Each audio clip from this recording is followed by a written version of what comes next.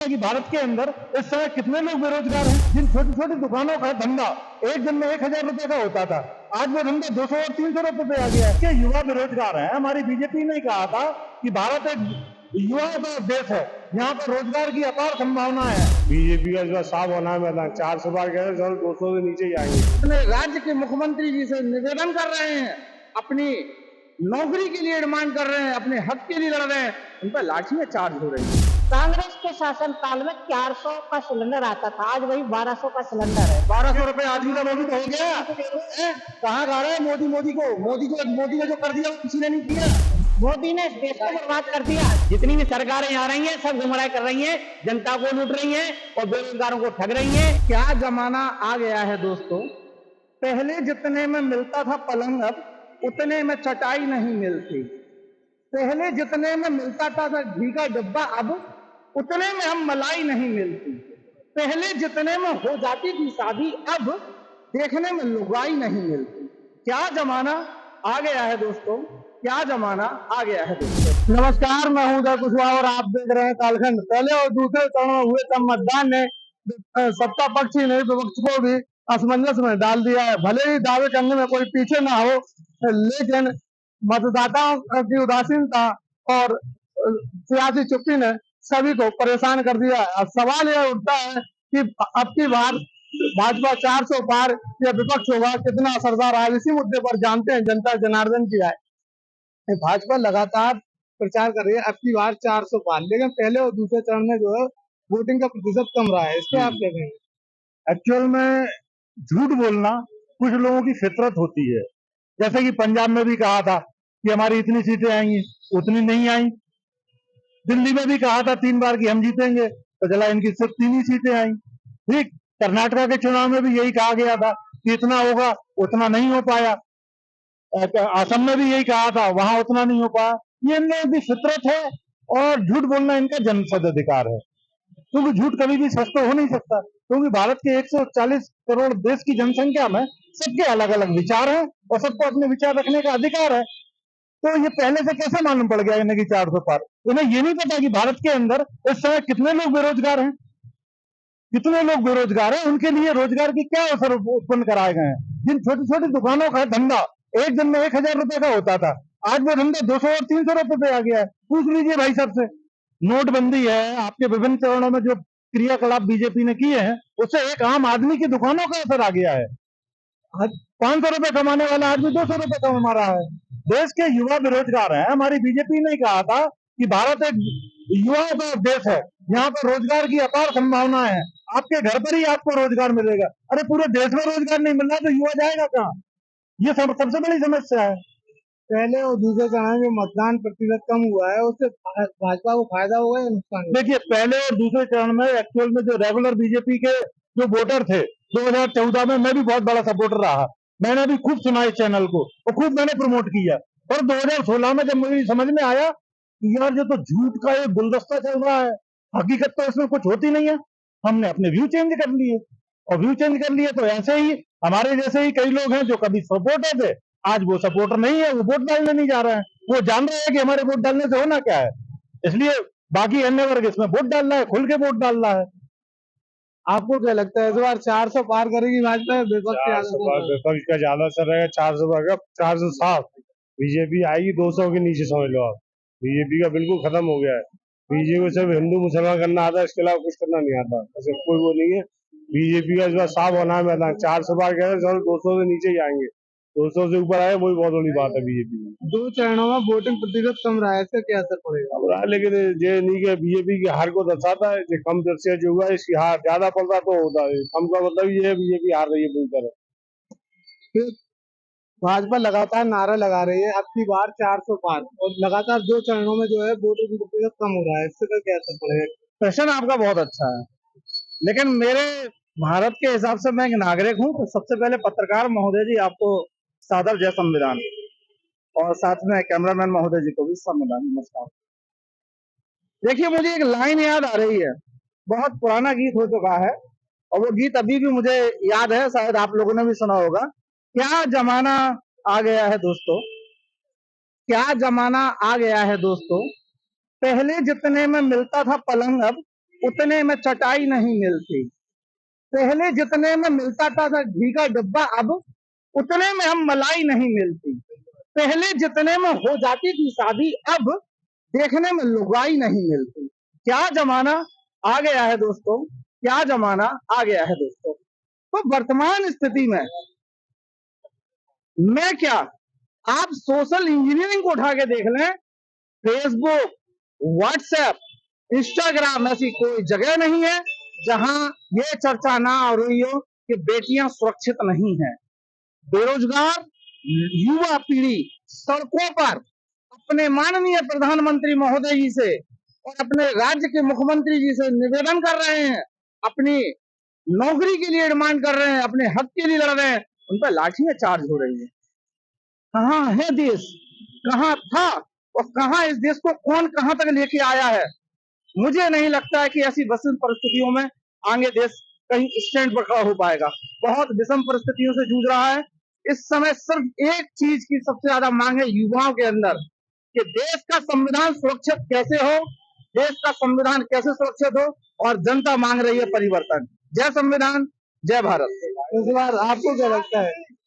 जी आप बताएं। देखिए समय क्या है, ये तो भाई साहब बेटियों की जगह। अभी यहाँ कागज टेम्पो स्टैंड पे एक आदमी को 7 लोगों ने मारा, वो इतना मारा कि नाक सब टूट गई। तो बोलती है कोई नहीं, तो वो रोड पे डाला था, अभी हम उठा के आदमी बैठे, पुलिस को उठवा के रखवा के और उसको बोला, पुलिस को फोन कर दिया, बोली जा रही कोई। भारत के संविधान के 51 कामे लिखा है, सुन लीजिए, ये भारत के संविधान के 51 कामे लिखा है। आप संविधान को पढ़ लीजिए, उसमें मानवता विषय दिया है। आपने जो काम किया है वो भारत की जनता में मानवता का विषय है। इसको तो धन्यवाद देता हूं मैं। आदरणीय जी, आप सुन ही नहीं रहे हो। मैं आपको इस चैनल के माध्यम से धन्यवाद दे रहा हूं कि आपने एक व्यक्ति की मदद की है। बिल्कुल बिल्कुल बिल्कुल। ये आपको क्या लगता है, भाजपा इस बार 400 पार या विपक्ष रहेगा ज्यादा असरदार? देखिए भाजपा की बात है, 600 पार भी कह सकते हैं, 800 पार भी कह सकते हैं। ये पार्टी का उनका स्लोगन है, कुछ भी कर सकते हो क्योंकि उनकी पार्टी के और स्वतंत्र है, वो कुछ भी कहें। लेकिन जहां तक मेरा मानना है कि लोकतंत्र खतरे में है। लोकतांत्रिक तरीके से वर्तमान सरकार में न डिबेट हो रही है, न बहस होती है, और ना ही कोई कानून बन रहा है। वो अपने मित्रों के लिए कानून बनाते हैं, अपने मित्रों के व्यवस्था के लिए सारे काम करते हैं, और इसीलिए वो बार बार कहते हैं मित्र मित्र, और मित्र उनके जो है पूरी तरह से पूंजी निकाल निकाल के आ जाते हैं और सब कुछ खरीद लेते हैं। सब कुछ मित्रों का चल रहा है, ठीक है। तो हम अगर युवा हैं, हमारे बच्चे युवा हैं, तो उनके लिए अभी तक ना ही कोई कानून की बात हुई है, ना ही वो कानून बनाने की बात कर रहे हैं। सर ऐसा है कि सरकार तो आती रहती है। सबसे पहले तो ये जो भी सरकार होती है सब झूठ बोलती है, मतलब कि स्टूडेंट को रोजगार देने से सब कुछ नहीं मिल रहा है। आज 5 किलो चावल दे रहे हैं, गेहूँ दे रहे हैं, तो एक घर में 5 लोग रहते हैं, तो 10,000 में देंगे तो 5 किलो में कैसे चलेगा बताइए। झूठ बोल के वोट मांग रहे हैं, और आज के डेट में पूरा उत्तर प्रदेश के अंदर हर वोटर बैठा हुआ है, उससे निकलने का मन नहीं हो रहा है कि कहाँ जा रहा है, उसे कुछ नहीं पता है कि वोट गिर रहा है नहीं गिर रहा है। किसी गरीब को नहीं मिलती है, सब कागजों में चल रही है। रोड आज भी सब टूटी पड़ी है। आज पानी की पाइपलाइन देखो, आज भी झांसी में कहते हैं अमृत योजना आ गई है, आज वो पूरा लाइन बिछी नहीं बनी है। आज भी लोग टैंकर से पानी बंद हो रहे हैं, पड़े। आज तक पानी नहीं मिल रहा, बिजली की कटौती शुरू हुई। अगली सरकार में 24 घंटे बिजली मिलती थी। इस बार क्या लगता है, भाजपा 400 पार या विपक्ष ज्यादा असरदार? 400 पार कैसे हो जाएगी भाजपा, ये बताइए। पहले वोट का प्रतिशत कितना गिर रहा है, जब वोट का प्रतिशत गिर रहा है तो कैसे कह सकते हैं मोदी जी की 400 पार हो जाएगी बीजेपी? बिल्कुल नहीं होगी 400 पार। विपक्ष ज्यादा असरदार रहेगा?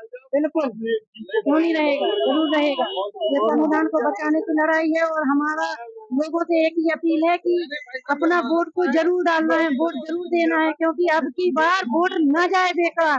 अब वोट को बेकार नहीं करना है, और हर नर नारी का सम्मान है हमारे भारत का संविधान, उसको बचाने के लिए मैं तो लोगों से यही कहूंगी कि आर्टिकल बन का पढ़े, यूट्यूब पर जरूर पढ़े और देखें, और उसको, ये हमारे संविधान को बचाने की लड़ाई है, इसलिए हमें उसको पूरी मजबूती के साथ लड़ना है। आपको भाजपा लगातार नारा लगा रही है, अपनी बार 400 पार, आपको क्या लगता है? देखो भाई साहब, ऐसा है कि नारे कुछ भी लगाते रहो, लेकिन सच्चाई को समझना चाहिए कि देश में वर्तमान में हो क्या रहा है। पहली बात तो यह है कि मतदान का प्रतिशत में कम हो रहा है, उसके ऊपर विचार करना चाहिए। शासन प्रशासन पूरा जोर लगा रहा है, प्रयास कर रहा है, पैसे खर्च कर रहा है, लेकिन मतदान क्यों नहीं बढ़ रहा है, इस बात पर ध्यान देना चाहिए। मेरा तो कहना है कि अगर मतदान जहाँ 40% से कम होता है तो उस सीट को, मतलब उस पर पुनः चुनाव होना चाहिए, उसको चुना हुआ वो नहीं माना चाहिए, क्योंकि जब एक हाई स्कूल इंटर में पास करने के लिए सीधा निर्धारण है कि 33% अगर नंबर आते हैं तो पास माना जाएगा, 33 से कम है तो फेल माना जाएगा, लेकिन यहाँ कोई ऐसा मानक नहीं है। दूसरी बात रही 400 पार की, तो नारे दे करके गुमराह किया जाता है और नारों से कुछ नहीं होता है। हकीकत ये है कि वोट जो गिर रहा है उसको सही तरह से वोट गिरना चाहिए, सही काउंटिंग होना चाहिए, फिर चाहे 400 पार है और चाहे फिर 400 के नीचे आए, या जो भी आना होगी वो सही वोटर के आधार पर आएंगी तो वो आएंगी, लेकिन पहले ईमानदारी से होना चाहिए। बार बार उंगलियां उठ रही हैं ईवीएम पर, तो ईवीएम पर विचार क्यों नहीं हो रहा है? हर आदमी कह रहा है कि ईवीएम में गड़बड़ी है, फिर भाई उस पर क्यों आप ध्यान नहीं दे रहे हैं? जब अगर ईवीएम में गड़बड़ी नहीं है और गड़बड़ी चुनाव में नहीं होगी, तो निश्चित तौर से है कि जो मतदाता वोट डालेगा, जितना प्रतिशत आएगा, सीट जिस मतदाता के पक्ष में जाएगी, जिस प्रत्याशी की, वो सीटें आपके सामने आएंगी। इसलिए हम इस बात पर विश्वास नहीं करते हैं। हम कह रहे हैं हम 500 पार, तो क्या 500 पार आ जाएंगी? भाई मत गिर नहीं रहे हैं, वोटर मत दे नहीं रहे हैं, परसेंट अभी देखिए मथुरा में 49% हुआ है, बरेली वगैरह में पर 52% हुआ है। उत्तर प्रदेश में, जहाँ देश में सबसे, राज्यों में सबसे अधिक सीटें हैं, 80 सीट होने के बाद उस राज्य में इतना प्रयास किया जा रहा है और बार बार वहां मतदान कम हो रहा है, मतदान का प्रतिशत घट रहा है। ऐसा क्यों हो रहा है? उसका कारण यही है कि लोगों में निराशा है, रोजगार नहीं है, महंगाई चरम सीमा पर है, और भ्रष्टाचार की लोग कहते हैं भ्रष्टाचार कम हो गया, कोई भ्रष्टाचार कम नहीं हुआ है। आप किसी विभाग में चलिए मेरे साथ, वहाँ भ्रष्टाचार चरम सीमा पर आज भी है, कोई काम बिना पैसे के नहीं होता है। यहाँ तक कि जो सरकारी आवास दिए जाते हैं, खुलेआम मंचों पे मंत्रियों के सामने जो एक लाभार्थी है वो बोलता है कि 30,000 रुपए लिए हमसे, 30,000 रुपए लेने के बाद हमको मकान मिला है। नगर निगम में, झांसी में जाइए, दूर मत जाइए, 10-10,000 रुपया जो उनको दिए फुटपाथों के लिए, उनसे पैसे लिए गए हैं। तो भ्रष्टाचार चरम सीमा पर है, महंगाई चरम सीमा पर है, रोजगार है नहीं। मैं कहना चाहता हूँ कि आज जो रोजगार के नाम पर एजेंसियों को उनको दे दिए गए हैं, ना वो समुदाय की वैकेंसी है, कॉन्ट्रैक्ट वाली है, वहां पर 10 वैकेंसी निकल रही है, 20 लोगों से पैसे लिए जा रहे हैं। इससे रोक क्यों नहीं? मेरा खुला इस बात के लिए कि युवाओं को छला जा रहा है, बेरोजगारों को छला जा रहा है, और बेरोजगार भगवान की कगार पर है, उनके लिए कोई रोजगार नहीं है। सबसे पहले रोजगार होना चाहिए, रोजगार की व्यवस्था करे। कोई भी सरकार रहे, हमें इससे मतलब नहीं है। राज्य का दायित्व होता है, सरकार का दायित्व होता है कि जब उन्होंने डिग्रियां लेकर के इतना पैसा खर्च किया है तो उनको रोजगार मिलना चाहिए। रोजगार क्यों नहीं मिल रहा है? आज महंगाई चरम सीमा पर है, तेल के दाम आप देख रहे हैं कोरोना काल से लेकर घटे नहीं रहे, तो 400 पार कह रहे हैं, हम कह रहे हैं 100-200 से कम नहीं हो रहा, 150 से बराबर ऊपर चल रहा है। तो ये महंगाई क्या है? पेट्रोल है, डीजल है, खाने की चीजें हैं, आज दालें 170 रुपए की दालें हो गई हैं, रेट हो गया। आदमी क्या खाएगा? लोग कह रहा है 5 किलो में हम पेट भर रहे हैं, कोई भूखा नहीं भर रहा है। 5 किलो में कितने दिन आपसे भूखेगा? अगर एक आदमी 250 ग्राम भी खाता है एक बार में, तो 2 टाइम में वो कितना खाएगा? खाना खाएगा 500 ग्राम, तो 500 ग्राम अगर 5 किलो आपने दिया है, तो 5 किलो के हिसाब से वो 10 दिन के लिए होगा, तो 20 दिन का खाएगा। लोगों को कहना है कि नहीं, कोई भूखा नहीं मर रहा है, 80 किलो को रोजगार बांट रहे हैं, तो किस आधार पर? क्या अपनी जेब से बांट रहे हैं?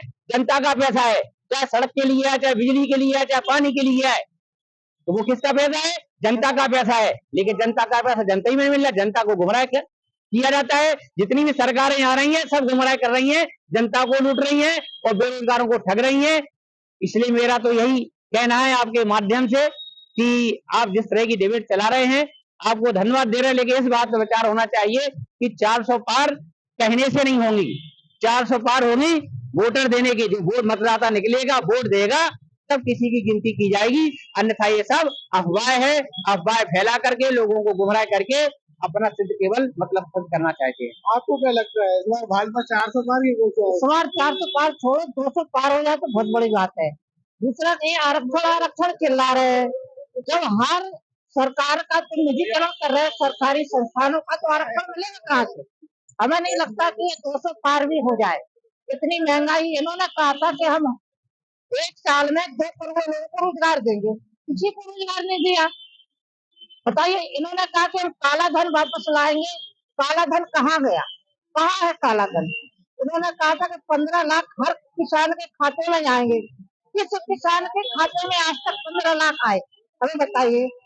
सिर्फ 6,000 रुपए सालाना दे रहे थे पीएम किसान निधि, उससे होने वाला क्या है? 6,000 का क्या होगा बताइए? साल में 6,000 दे रहे हैं आप। इन्होंने कहा था कि हम सिलेंडर का दाम घटाएंगे। कांग्रेस के शासन काल में 400 का सिलेंडर आता था, आज वही 1200 का सिलेंडर है। आज खाद्यान्न से तेल देख लो, कहाँ 40-50 रुपए किलो है। 1200 का सिलेंडर है तो 1200 रुपए आदमी का मोदी तो हो गया है। कहाँ गा रहे हैं मोदी मोदी ने जो कर दिया वो किसी ने नहीं किया, समझे ना। आज 400 का सिलेंडर, महंगाई भी तो देखो कहाँ पहुंच गई। कितने लोग नौकरी कर रहे हैं? कितने कर रहे हैं आप बताइए। अरे हमें मालूम है, धीरे करके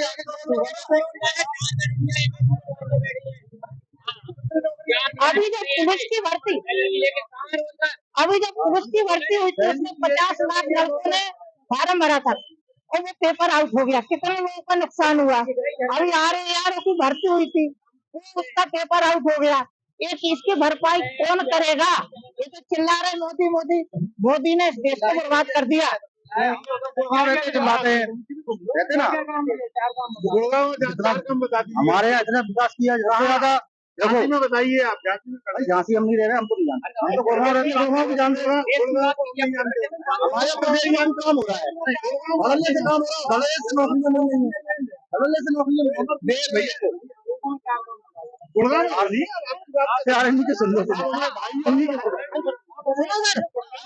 वोटिंग हुई थी, इस बार घट के 15% घटी है, 50% केवल वोटिंग हुई है। वोटिंग घट रही है क्यों? अगर काम अच्छा हुआ होता तो वोटिंग बढ़ना चाहिए थी, वोटिंग घट रही है। तो ये थी झांसी जनता जिन्होंने भाजपा सरकार की 80 बार 400 पार में हकदार पर अपनी राय रखी। ऐसे ही तमाम मुद्दों के लिए देखते रहिए कालखंड।